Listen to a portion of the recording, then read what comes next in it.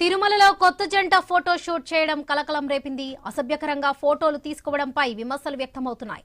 అత్యుత్సాహంతో వీడియోలు చిత్రీకరించారు. గొల్ల మండపం నుంచి అఖిలాండం వరకు షూటింగ్ చేశారు. ఫోటో షూట్ పై భక్తులు ఆగ్రహం వ్యక్తం చేస్తున్నారు.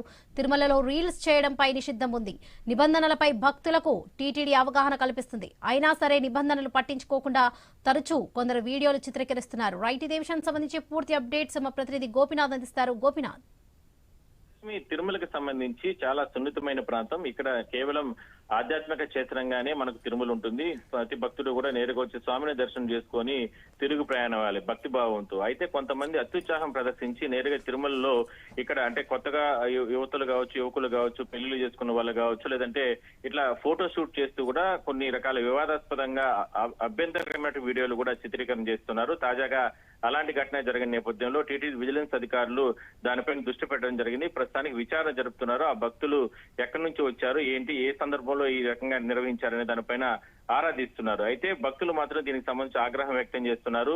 తిరుమలలో ఈ రకంగా నిషేధితమైనటువంటి ఇలాంటి ఫోటో షూటింగ్స్, ఇలాంటివి పెళ్లి వెడ్డింగ్స్ ఇలాంటివన్నీ చేయకూడదంటూ కూడా ఆగ్రహం వ్యక్తం చేస్తున్నారు. వాళ్ళపైన టీటీడీ విజిలెన్స్ అధికారులు కఠిన చర్యలు తీసుకోవాలనేటువంటి డిమాండ్ మాత్రం భక్తుల నుంచి పెద్ద ఎత్తున వినపడుతుంది.